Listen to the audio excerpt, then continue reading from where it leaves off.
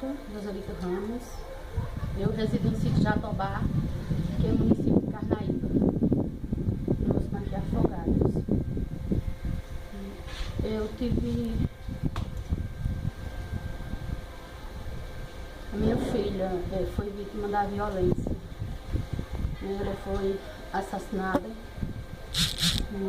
Houve a tentativa de assassinato no dia 4 de setembro de 2012, quando veio a se consumar no dia 5 de setembro.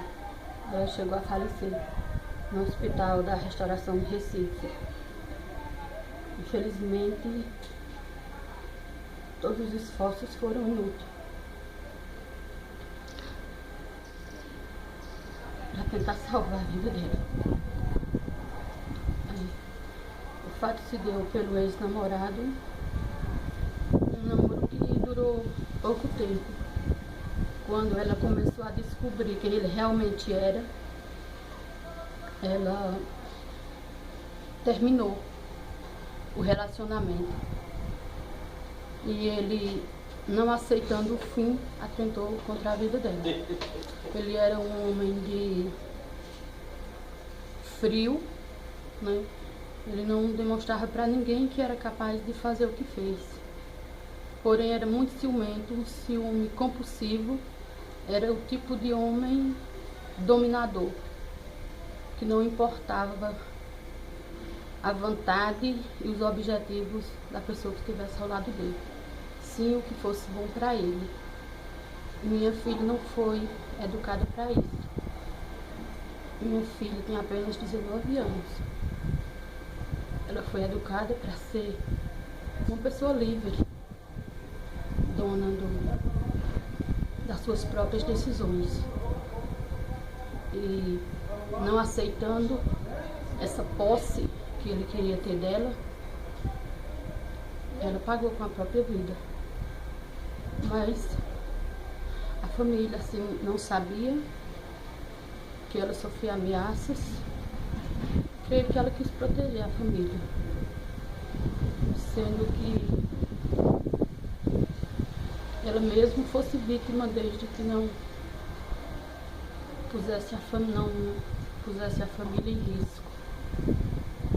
E isso é um trauma que a gente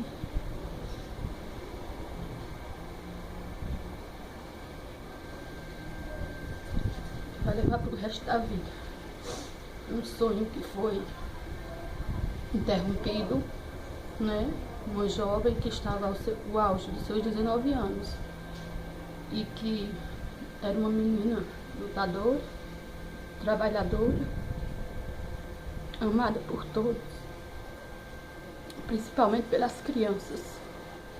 Era uma menina que onde passava esbanjava simpatia.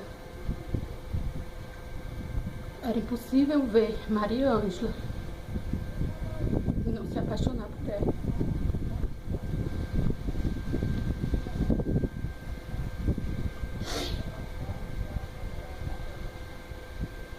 Vai fazer 2 anos agora, dia 5 de setembro, da sua inútil partida.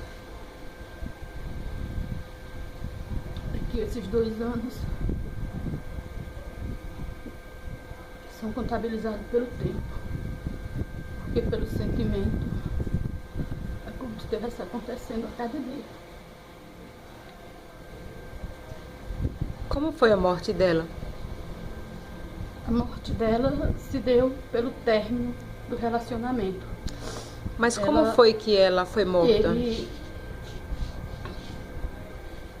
Durante os 15 dias após o relacionamento, ele viveu ameaçando. Ela viveu um martírio. Só que ela guardou para ela. Ela não acreditava que ele fosse capaz de tamanha crueldade. Então, no dia 4 de setembro, ele abordou ela no caminho do trabalho, quando saiu para comprar o café da manhã da patroa, Michele Moura, filha de Dr. Edson de Afogados da Engazeira. Ele abordou ela no caminho do trabalho e quando ela percebeu, ela ligou para a colega e disse o que estava acontecendo. Ele se escondeu e quando ela se distraiu, ele abordou ela pelas costas, a segurou e deu 9 golpes de faca nela, 9 golpes de arma branca.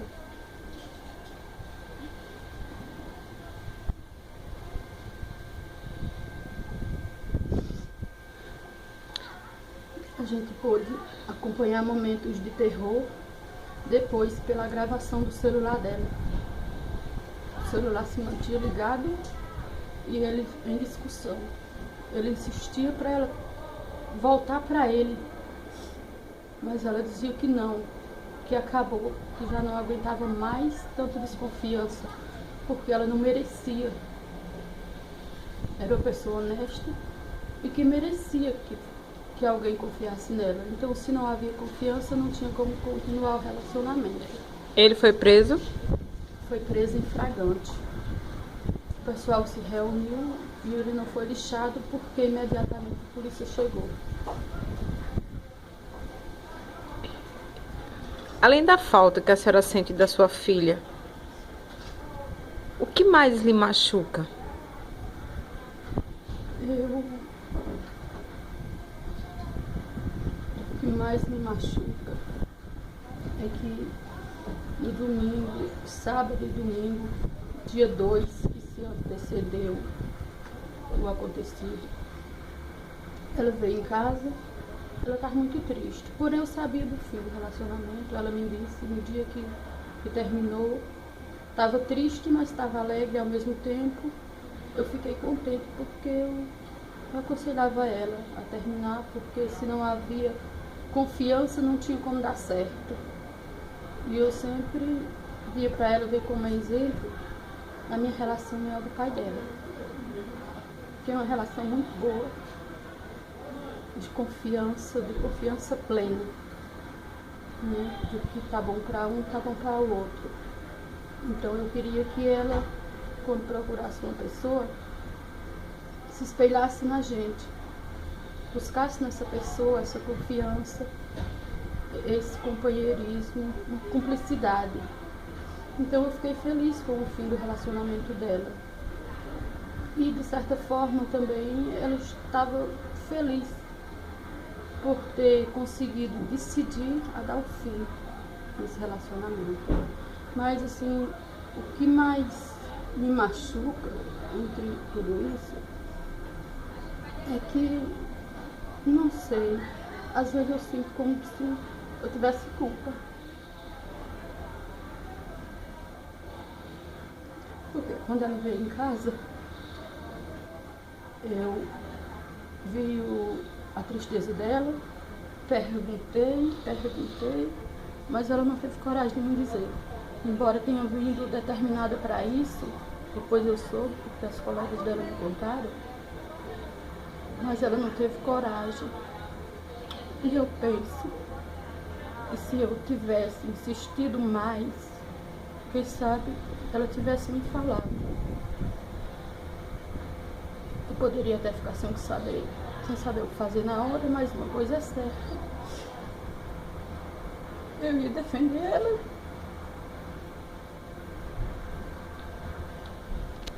Com toda a minha força.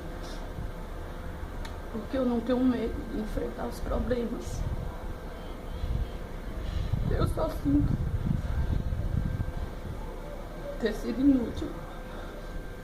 Porque eu não sabia. Isso me machuca demais. Tento me libertar, mas o sentimento de culpa me arrasa. Chegou uma mensagem no celular dela, nesse período que ela esteve em casa. Os irmãos dela foram olhar. Ela se zangou-se. Eu até reclamei eles, porque achei que era invasão de privacidade, que respeitasse. Mas depois, quando tudo aconteceu, eu imaginei que se eu tivesse agido diferente, tivesse tido a capacidade de pensar por que aquela reação, não sei, talvez pudesse ter sido evitável.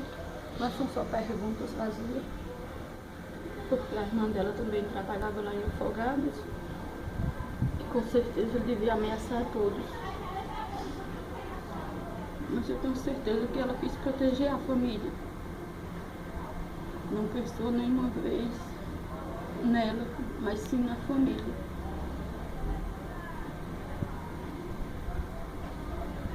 E isso a gente pode ter as provas nas gravações do celular dela. Ela foi fiel à decisão e ao sentimento dela.